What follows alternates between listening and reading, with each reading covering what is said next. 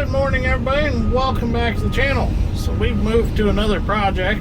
We got that lake house all finished up. Got the last dumpster out of there, and we had to dig up the sewer line and cap it, which that wasn't very exciting. We just dug it up. It was only about maybe 24 inches deep, and we cut the PVC pipe and we put just a rubber cap on it and backfill it. So that was all finished up Friday, and I was sick over the weekend, so I didn't do much. I was gonna make some videos, and I just didn't feel like doing it. Mom was convinced that I had the 24-hour flu like her and my little niece Clara had. So I basically stayed home all weekend. I had big plans. I was going to work on the D8 project Saturday and Sunday, but just feeling under the weather, just didn't feel like doing it. So what we're doing today is a friend of mine, Nathan, is building him a new farm shop, and he wanted to build his new farm shop on this side of his house, and there's quite a few oak trees that are in his way of doing that. So he said, hey, can you take care of these oak trees? I'm like, oh yeah, we can take care of them oak trees, no problem. So Dad, Strength, and I and Scooter got the 220 moved here, we got the 200 excavator moved here, and we got the loader moved, and we got a good start on getting these trees out. There's probably, I think, about 25 trees we got to take out and then clean up the fence rows around the property. And then he'll be able to start building his new dream shop. So, a viewer asked me the other night, I shared just a YouTube short of my new bean planter being delivered. In that video, you'll see I purchased a 1780 15-inch row John Deere bean planter, which is maxi-merge row units on 15-inch rows. Just like a corn planter would have, but they have Kinsey bean meters in them with 3 bushel boxes. So the reason I do shorts, the question was why do I do shorts, is because sometimes I don't have enough video material. Like, for example, the bean planter being delivered, I don't have enough video footage to make a normal either 5 or 10 minute long video. So I throw it up as a short. And kind of the nice thing about the shorts is, hang on, I gotta talk to Nathan. Well, Nathan wanted to know if I wanted him to light the pile yet. And I said, yeah, go ahead and light the pile, it's getting big enough. But anyways, getting back to our shorts conversation, the reason I like the shorts is because they seem to give you a little opportunity to get your content a little farther out there on YouTube. A lot of people sit and they'll scroll through the shorts reels, and you know, it'll catch their eye. They'll see, oh, he's getting a new planter delivered for spring planting season, and then they'll be like, oh, well, he's got a whole bunch of content on his channel, and next thing you know, they're watching, they're subscribing. So doing shorts does help you to gain subscribers on YouTube. So that's why I do a short every now and then. I don't do too many of them because, you know, I like to do the actual big videos, but sometimes I will take a little content from one of my big videos and make a short out of it, just to try to attract some more viewers to the channel. I mean, I'm guilty of it myself. I'll be sitting there and scrolling through the shorts, and I'll see a short that I like, and I'm like, oh, well, they've got a large channel, so I'll go to their channel and start watching their larger videos, and then next thing you know, I'm subscribing and watching quite a bit of their content. That's how I started watching a guy. He goes by the name of Heis. He works at the Colorado Railroad Museum out in Colorado. And they preserve the narrow gauge locomotives out there, and that's how I first got hooked on his channel, was watching his shorts on the narrow gauge railroad out there. So the shorts do work. I mean, if I never saw that short, I'd probably eventually stumbled upon his channel, but the shorts definitely made it easier for me to find it. So the shorts are worth doing, I think.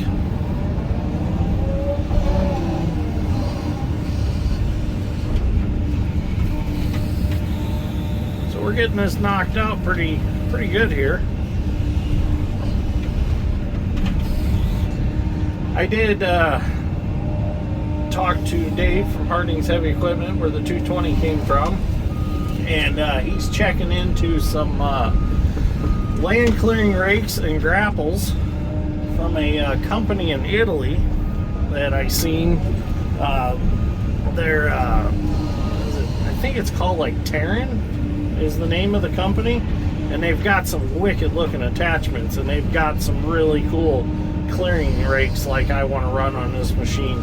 So he's reaching out to them, and we're gonna see what they have to offer for this machine and get a price on one. So I definitely want one of them clearing rakes for this. I only want about 48 inches wide. I think we've discussed this before, but I only want one about 48 inches wide, and I want something tough enough that I can dig stumps out with and not tear it up.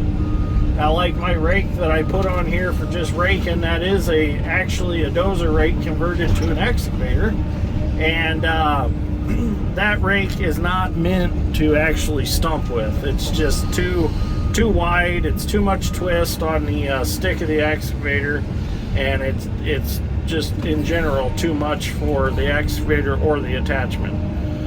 So it doesn't get used for that. It just gets used for final cleanup.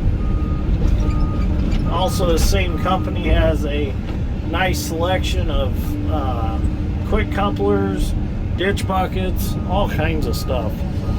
So I thought, well, get in good with them and maybe get quite a few attachments from them. They got skeleton buckets like I'd like to have. They also offer long reach kits for excavators. I've been kind of kicking around the idea, if we update to 270, I want to actually make it into a long reach excavator, retire it, and just use it for long reach work.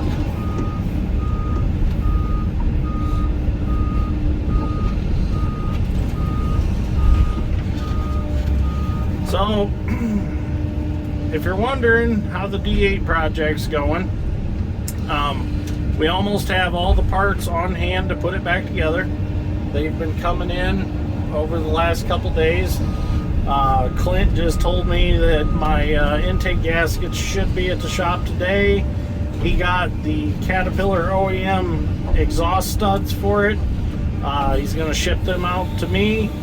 I did tear into it a little farther. I found the hydraulic oil leak that it has, and it turned out it's just a hose that rubbed on the clamp connector on the suction side for the hydraulic pump. The hose run over that connector under there, and the bolt and the clamp wore through the pressure side of the hose for the blade. So that's an easy fix. Just had to take the floor up, and I had to pull the blade control lever out so we could get to that hose. Some of that stuff needs tightened up anyways. So while we got it all apart, we'll tighten that blade control lever up. Needs a bushing or something in it. I haven't tore into it yet. Like I said, I didn't feel good over the weekend, so I left off Friday night with that tore apart. So all I gotta do is get the hose off, get that made, and then that should be fixed up. So I was glad that's all that oil leak was. I was thinking it was gonna be something major, but it's just a hose. It's a big hose, but that's okay. Come on, Scooter, dump it so I can take it. He needs to do a little more raking around here.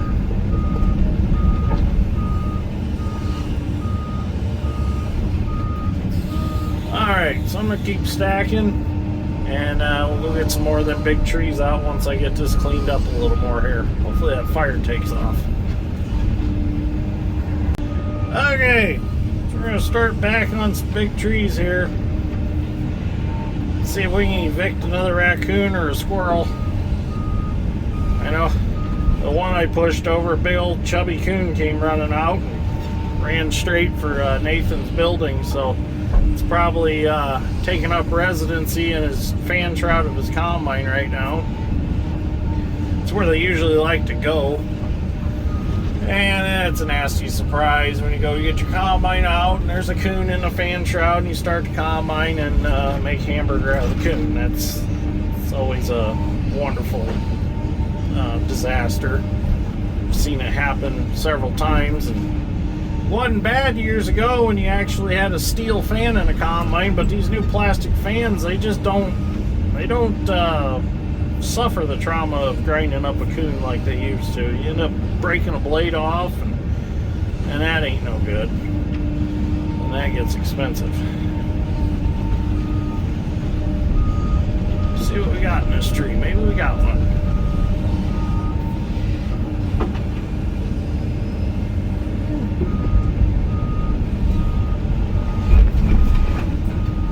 Nope, no coon in that tree.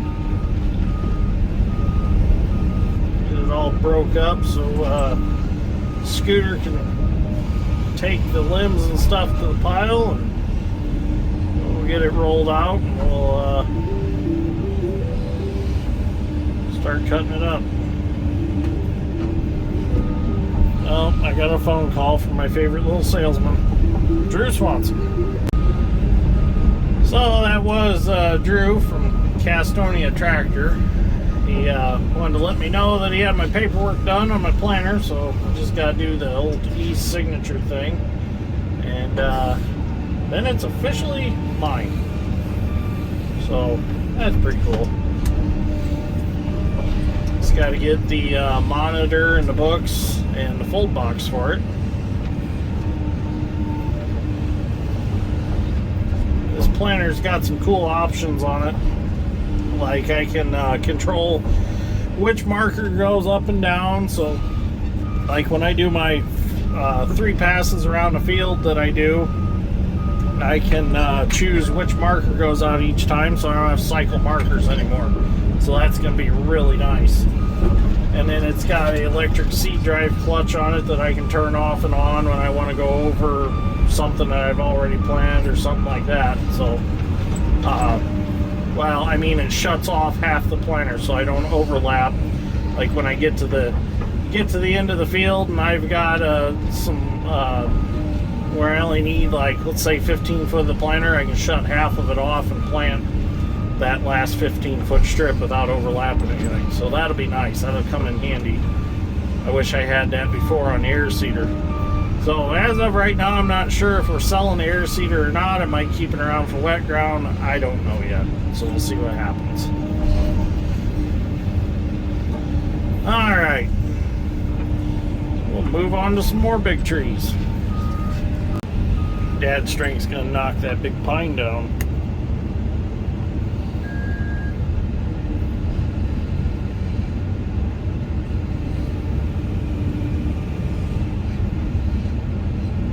Goes. Nicely done. Good game. Alright, let's go up here and get a couple more of these oaks.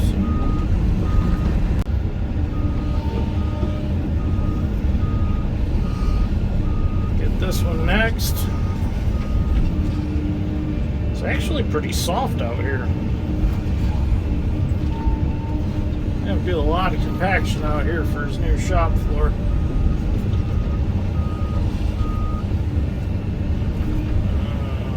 Push that out of the way. And go under a tree limb sticking out there. That's why I push that dirt out of the way. Back up a little so I don't hit that tree limb sticking out. There we go.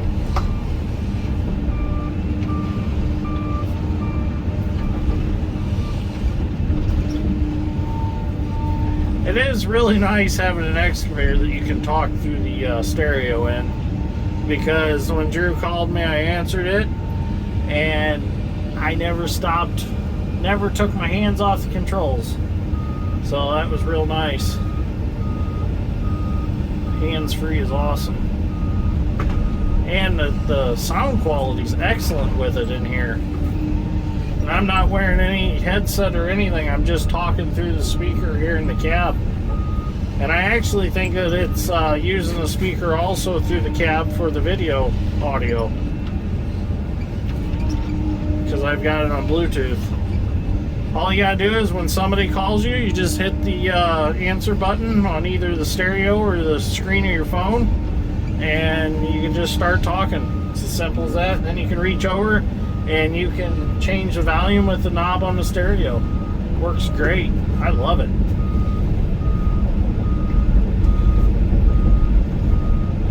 You know, especially like when you're digging ditch or you're digging in a pond or something and somebody wants to have one of them hour-long phone conversations with you, you just turn it on, you just sit here and talk, and you just keep on digging. No, not having to have anything stuck in your ear or on the side of your head is really nice. Oh, there's our coons. There they went. Evicted them. Oh, there they go. Huh. I didn't think they were still in this tree. Make sure they're all out of there. I don't want to hurt one. Yeah, they're going to go find a new home. But yeah, getting back to the hands-free thing, it's definitely nice. I like it. I've tried many of the little headsets you put in your ear. And I don't care for them all that much because they're not loud enough. I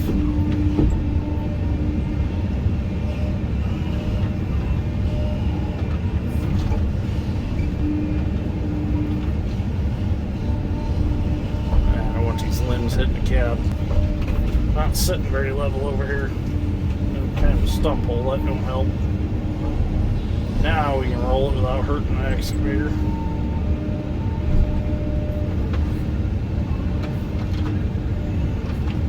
There we go, it's up out of the hole. Bust this limb off.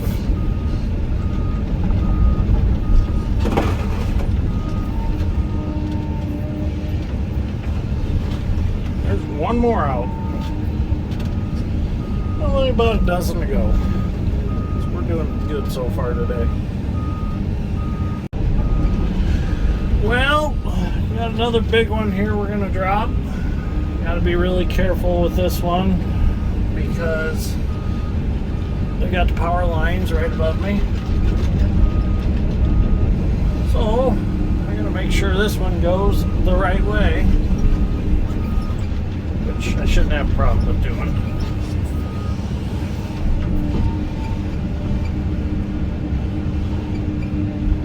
Can't see the power lines on the camera because they're actually right above me.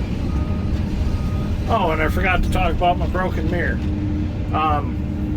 We did determine that mirror was broken in transport, and I can see why it was broken in transport because I watched it in the mirror of the truck today, and there are some tree limbs on the route that we took that are very close to the road and could have potentially smacked that mirror. So I am going to get a new mirror ordered for it.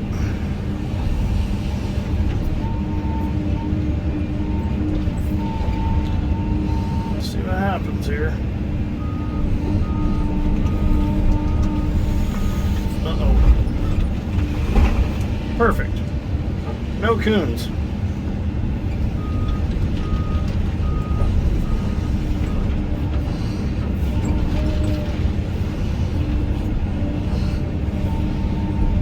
Maybe a couple squirrels that I didn't see, but I didn't see no coons. Alright, here goes another one. Dad's trying to get out of the way a little bit. He's ready.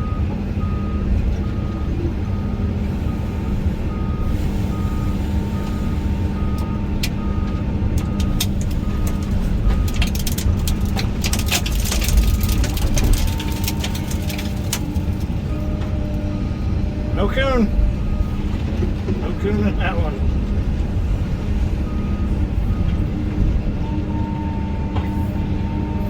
Did split that stump though. That's nice.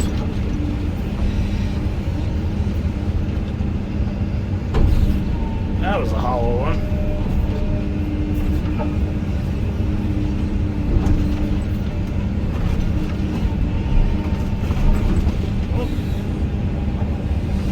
Yep, that was a good oak log right there.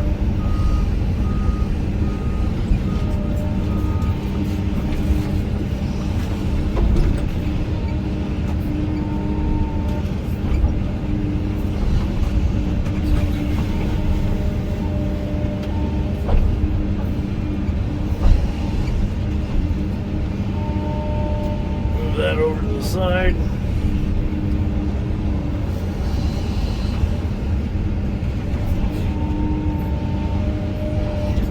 Top.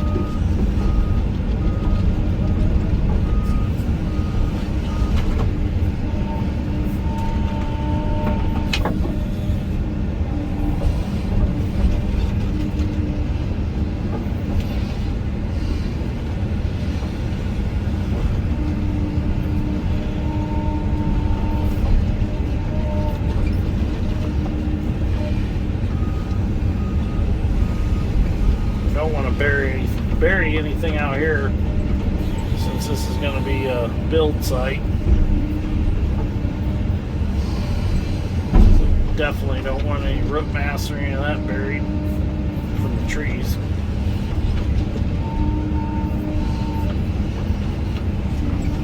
Alright, get some of this cleaned up and then we'll drop some more. Well, seems like the last couple projects have had a toilet of some sort on them, and I've cleaned that toilet. Well, I found us a toilet over here in this old outhouse that we can clean, so we're going to see if the old scrubbing bubbles will clean this one. See what happens. Oh, that one's a little tougher than the old porcelain ones. We'll just have to do the scrubbing method with it. Just scrub it around a little bit.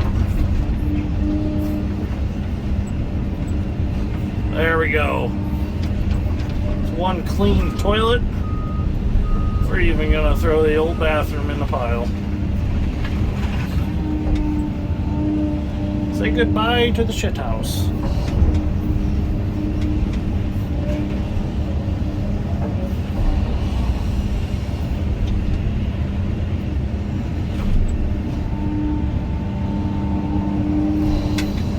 Shame if that wasn't so rotten, somebody could have shiplapped their wall with it.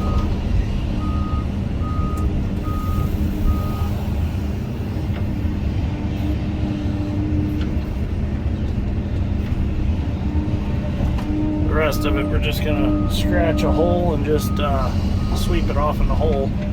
Probably this next tree over here I dig out, the stump hole, I'll probably make it a little bigger and put her in there. That's what Nathan said to do with it, to get rid of it. So there's one more clean toilet in the world.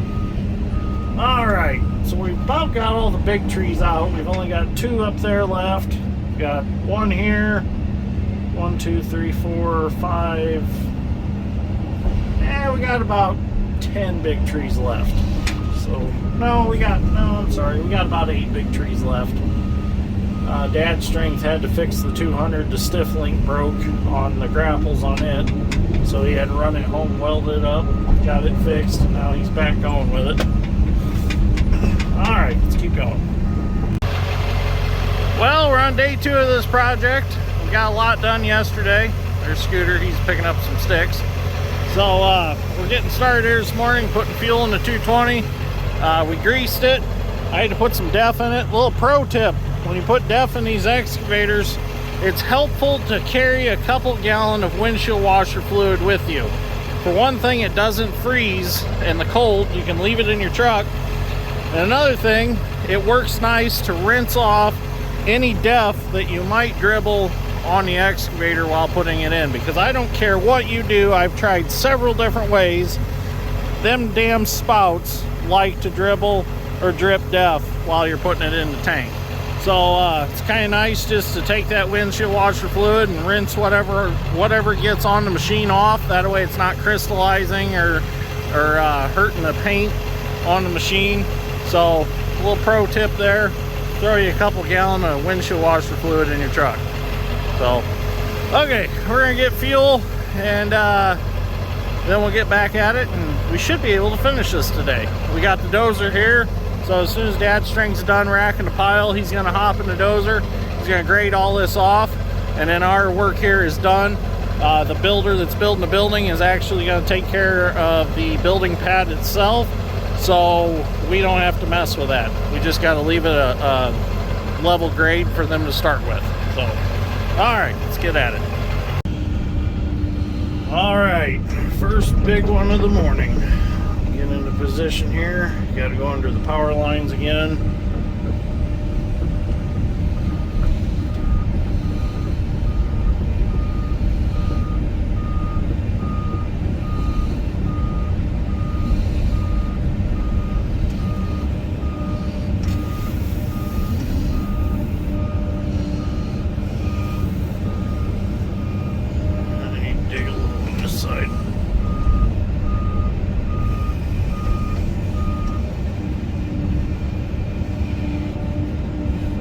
Stuck crossways in my bucket in there. Huh. Never had that one happen before. It's a new one.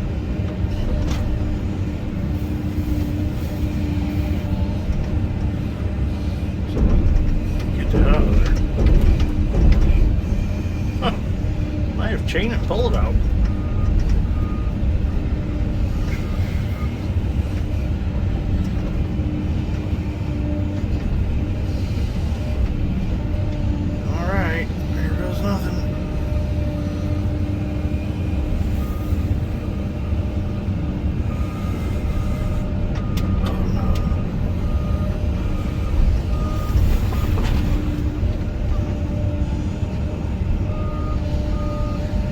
Was a little close to my truck, but it was okay.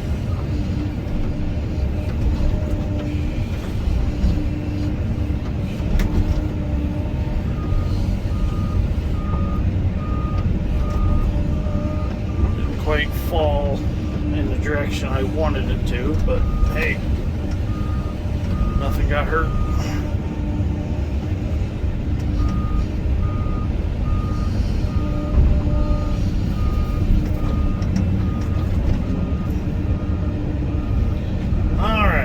On to the next ones. Here goes another one.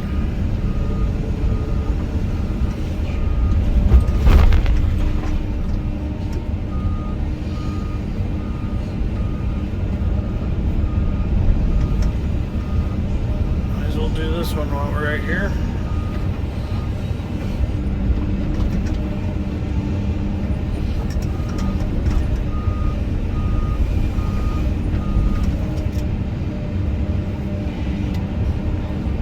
A strange root system on some of these, and I'm thinking it's because they're partially dead.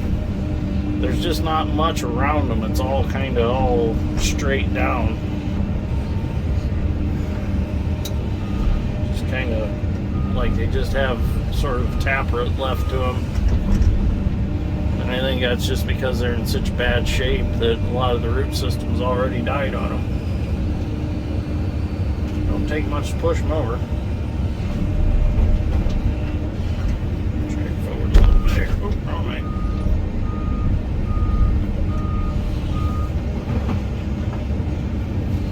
No coons. Figured there'd be some coons in that one, but there's none in there. Well, we got another big one here. This one looks promising to have a coon in it. Let's see if there's any in it. Break these roots on this side. Let Dad's strength get out of the way.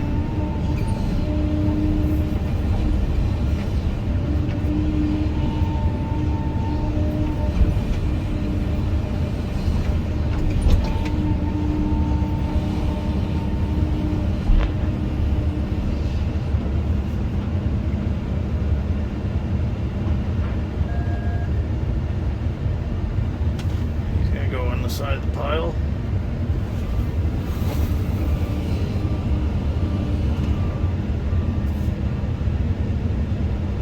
sure the loader operator is out of the way. Let's see what we got.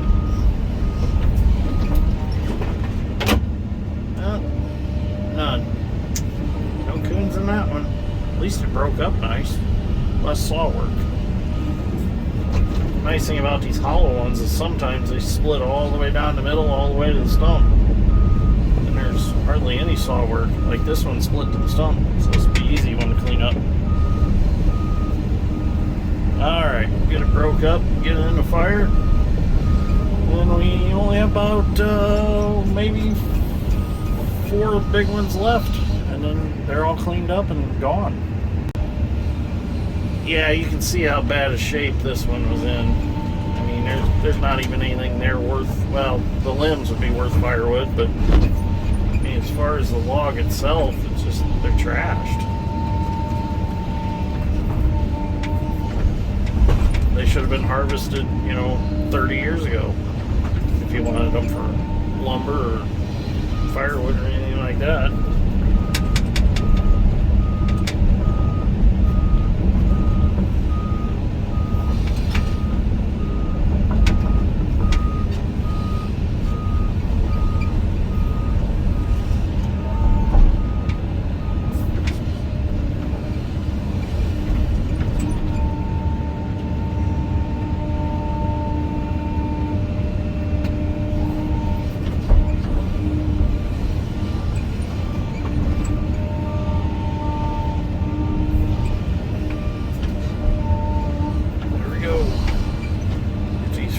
Out of the hole, get them up on top, I'll fill that hole back in, pack it in, move on to the next one. Well, we're down to our last big tree here in the yard. This one right here. Get this one dug out and pushed over and broke up and in the fire. And we just got some cleanup left to do and some grading, and we'll have this job wrapped up. Other than the pile burning, we will be done with this job today. Just have to let the pile burn down and get rid of what's left of that. Shouldn't be much left. All the stumps are burning really nicely. Just gonna lay this one out in the field.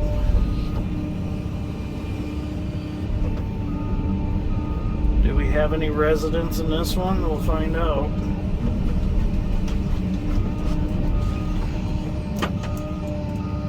That one's being a little stubborn. Nope, nothing come running out of that one.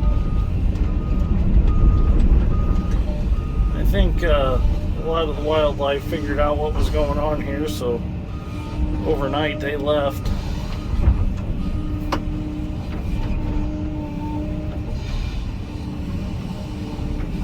Got to make a few phone calls here in a little bit. Family friend of ours has a case tractor he wants me to work on for him. Says he needs somebody to work on it that's got an imagination. So I got to call him and see what the details are.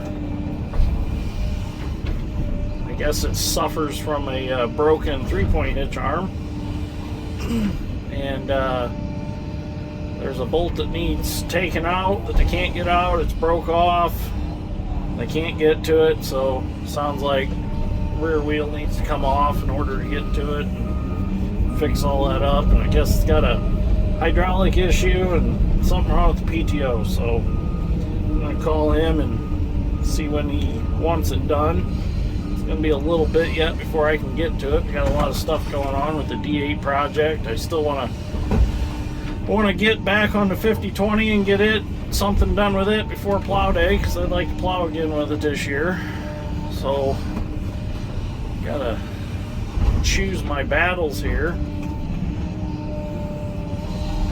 Once I get my own shop built and I can do things in there, so I'm not tying up our main shop, things will be a little bit easier.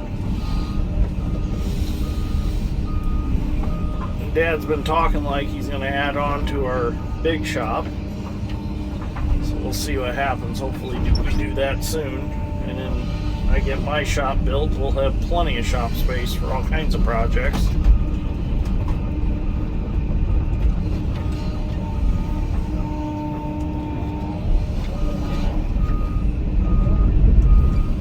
I do need my own shop space though.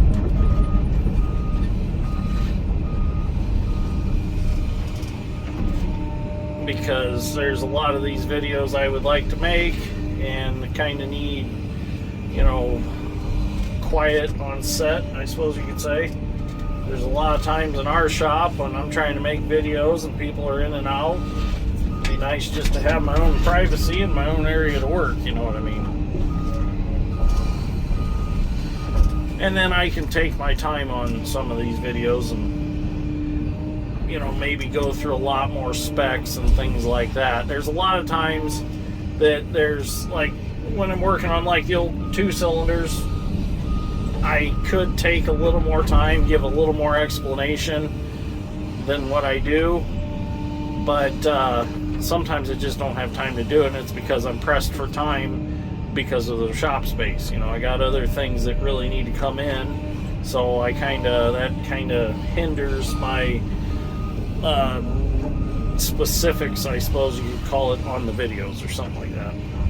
I know what I'm trying to say, and I know a lot of you know what I'm trying to say. It's just not coming out right today. All right, so I'm gonna get the saw and cut that off, and then get the loader and clean the rest of this up, grade it all off, and we'll be pretty much done on this project. Well, there we go. The trees are all out. Looks really nice. Dad's strength's finishing some grading. Scooter's finishing some raking. So, turned out real good. It's gonna be a nice location for Nathan's new shop. So all we gotta do is let this pile burn up. Oh, here comes Scooter.